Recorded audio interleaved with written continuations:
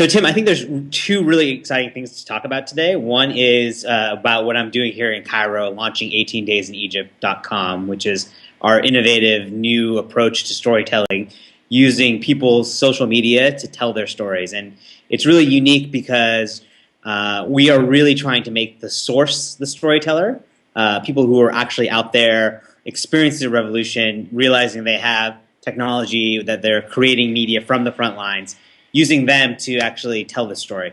I think that's one really exciting thing. And the second thing I want to actually talk about is our fellowship program, the way we're actually connecting. We're trying to actually shrink the digital divide, not by giving people laptops or giving them technology, but actually using people who are already comfortable with technology to capture other stories and kind of bring them to the web. Okay, so, well, first of all, using social media to help people tell their stories. Hasn't Facebook done that? Aren't we done with, like, yeah, I mean, in terms of Twitter and Facebook, don't we already have social media where people can tell their stories? Yeah, I mean, totally, and that's great. We want to kind of embrace that. So, just like really kind of awesome facts is 250,000 photos are uploaded to Facebook every day. As of the latest release numbers, 50 hours of video a minute on YouTube. And billions of tweets. So we are very, very comfortable now as this new generation of creating media. But we have not really tackled the issue of making media that is of finding that media that's important and relevant, and being able to go back in time and look at that media and actually use that media that we've already created as the basis for our storytelling. So we're very good at just continually creating media, and we're burying the important stuff. Okay, so for example, stuff gets stuck further down in your timeline in Facebook as it is today, and YouTube videos. What about the long tail with YouTube videos? I can pull up the videos. It's good, but it's not quite the same as what. I mean, you obviously you've been a journalist at the New York Times, and you've had the Knight Fellowship, which you enjoyed at Stanford, and I guess you've had more time than most to think about storytelling and where it can go and its potential. So how are we not realizing the potential of storytelling already? Well, I mean, let's look at something like YouTube, right? Like when do you and I usually see a YouTube video? When it's kind of hitting 100, when it's trending, right? When it's hitting like 100,000 views, or it gets passed along. Think of all the videos that you've seen where you're like number 3. It's like not that many, right? Other than like random stuff that you might stumble upon or stuff that you upload yourself. So again, what we're seeing is amplified media. Truly, we're seeing stories that are kind of amplified by the culture out there, by everyone in the community. So what we really want to do with this kind of type of storytelling is saying, you know what? When you take this video and you put it with this tweet and this Facebook update, and this is all done by 3 different people, or 50 people, or however many people you want to define in your group, you've actually connected all these pieces of media that we're creating. And that's super powerful, because it's all of a sudden making that one YouTube video that you posted, that one tweet that you created, it's now starting to make a little bit more sense. Okay, so it's about providing some more context than we may otherwise get. Exactly, and it's important context because it's context that we are setting. It's not like an algorithm that says like, G8's really trending today. A lot of things are going on about the G8 or the G20 or whatever. I mean, I don't remember any numbers we're at now, but but you know what I'm saying? Yeah. Again, there are lots of smart recommendation engines out there. There are lots of people working on saying, hey, like you should be interested in this because a lot of people are talking about that.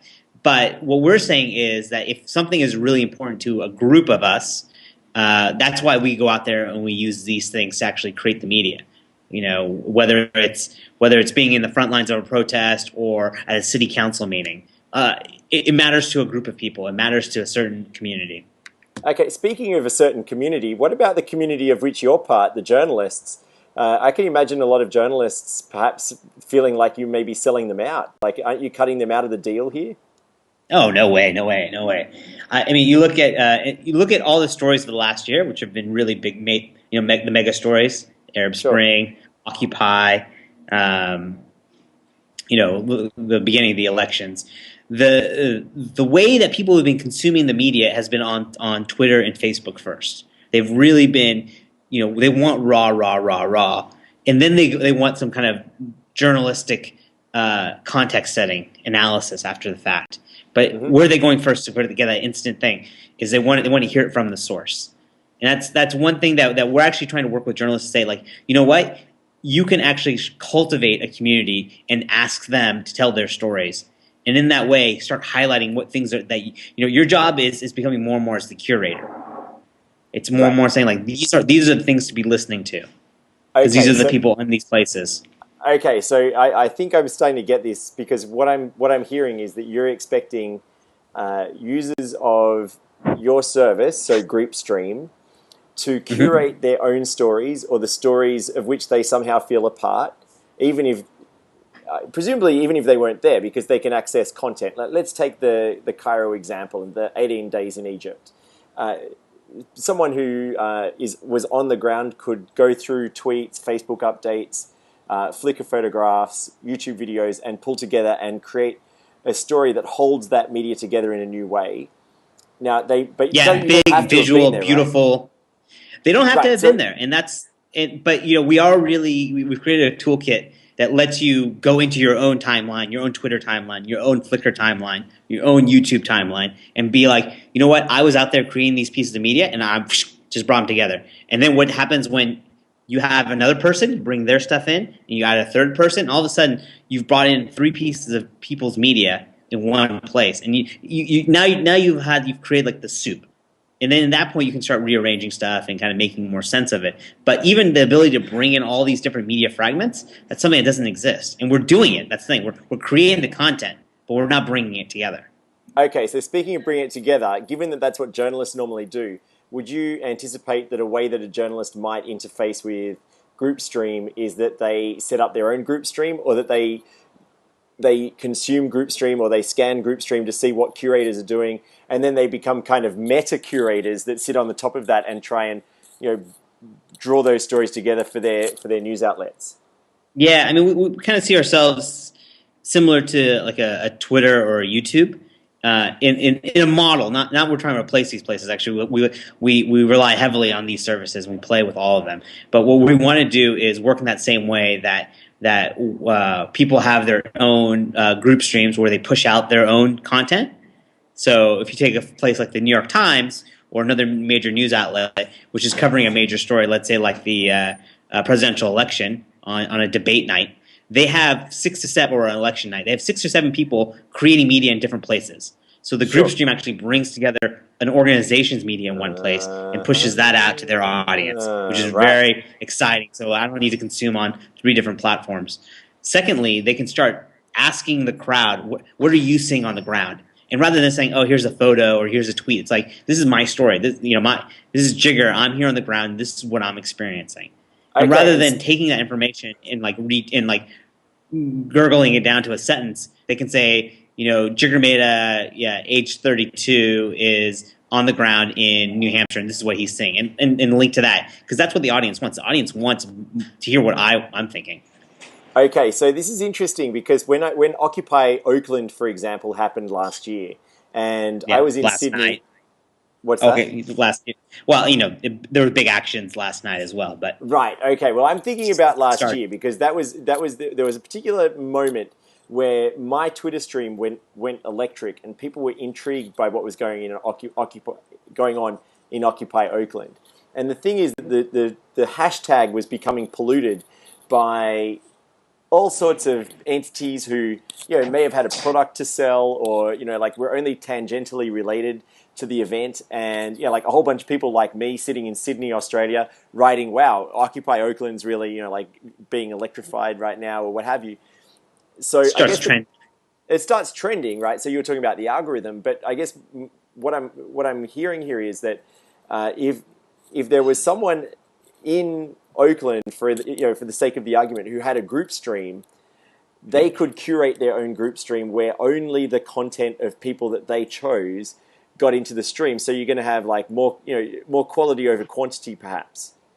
Exactly. You hit it on the head. It's all about being able to to focus on this media that we're creating. It's someone who probably has a tweet deck and has that thing. It's like information overload. You're just like, you're just like searching for this information, like where, like I want just like the thing. But if you know the 3 or 4 people you're following that you're interested in, that these are your sources, like this story gets naturally told through these media. And the thing is, like if you're not watching the stream, it happened. You wouldn't have known what was happening. So we're also really thinking about that look back experience. Not, I Okay. mean, in the moment as it's happening, but also like what happened? What just happened? I need to actually understand how this thing evolved. Okay, and obviously the group stream is something that we can go back and look at over time, and some storytellers will presumably rise in prominence as the site takes off because some people will be at more flashpoints, or perhaps you know they're just particularly good curators.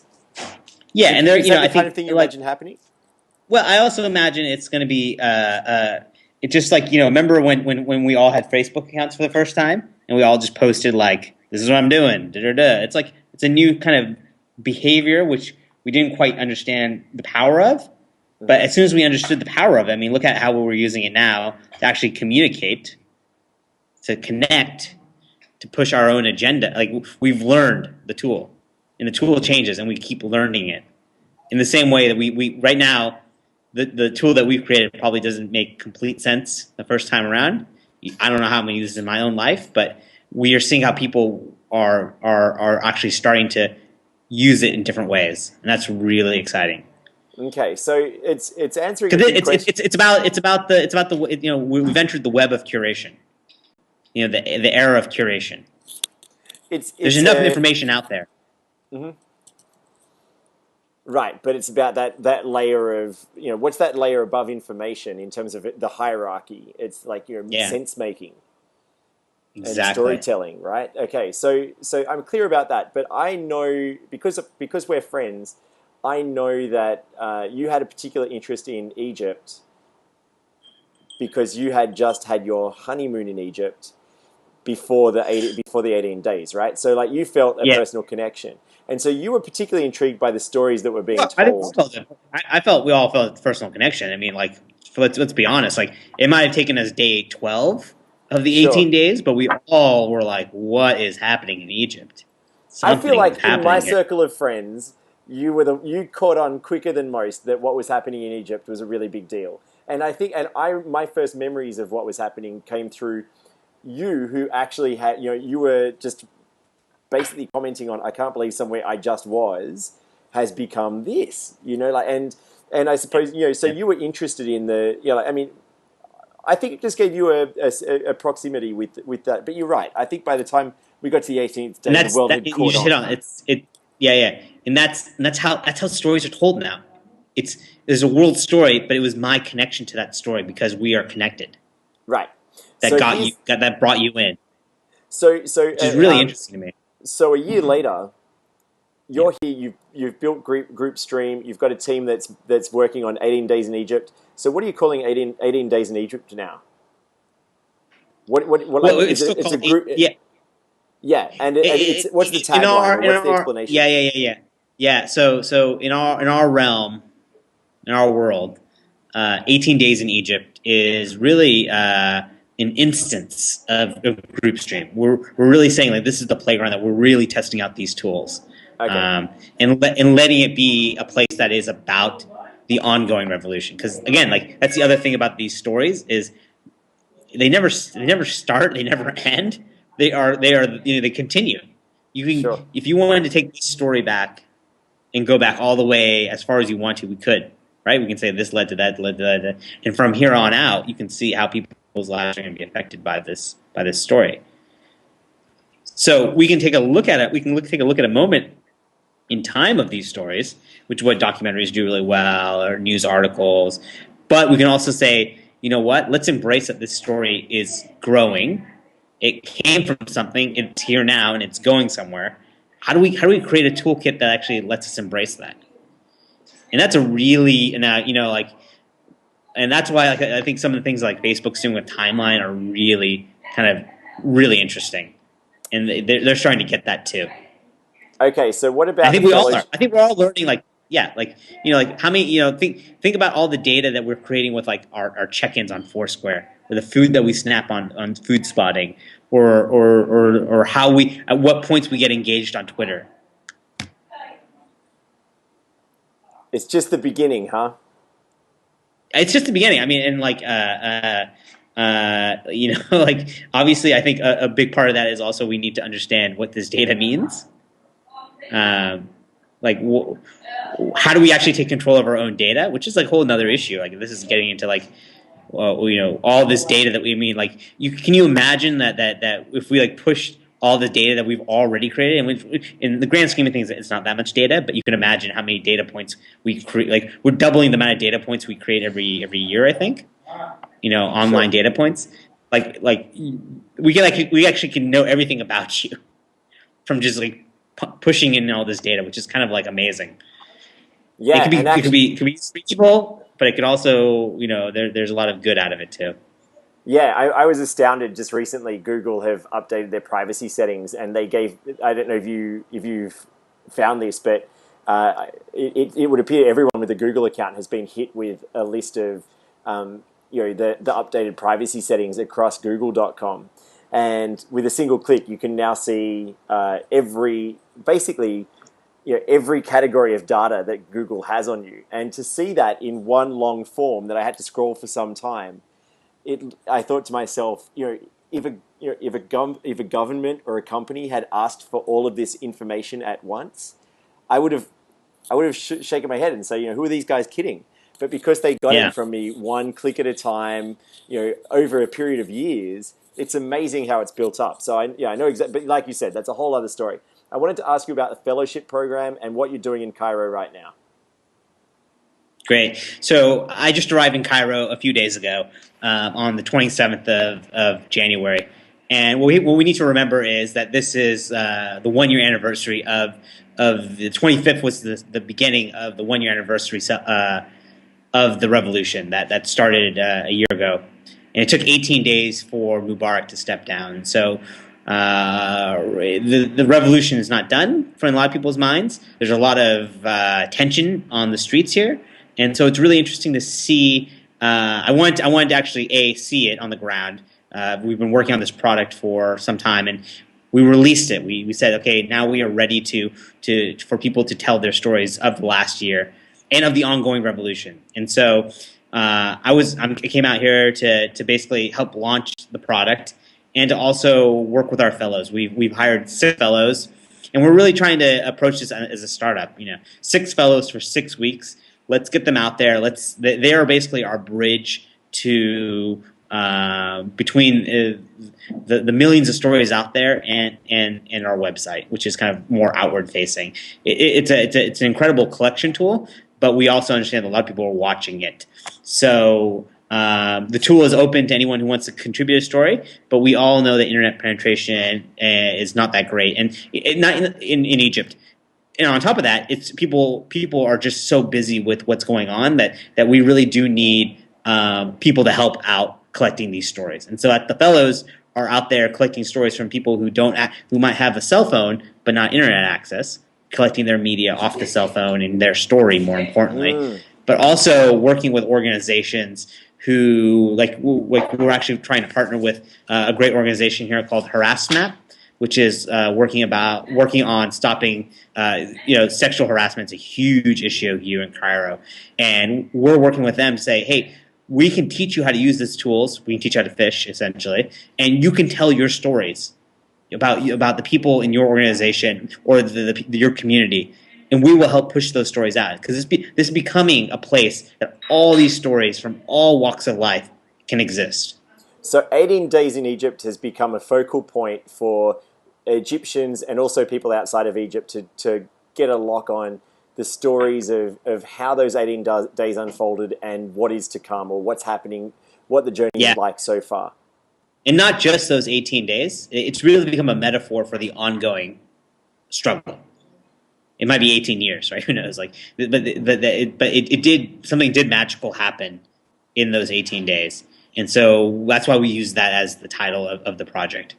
Okay, so what about Kickstarter.com? I saw an email that said that you're doing a Kickstarter project. So tell me about what you're asking for here and where the money goes. Yeah, that's great. So the other thing that we actually launched at Sundance last week, which is a campaign, Kickstarter campaign. We're crowdsourcing $18,000 to fund our fellowship program for 6 months. I want to hire 20 young Egyptian fellows. These are young Egyptian journalists or folks interested in journalism. Give them some real training about collecting stories and send them out to all parts of. We've heard so many Tahir stories, which is great, and it's important.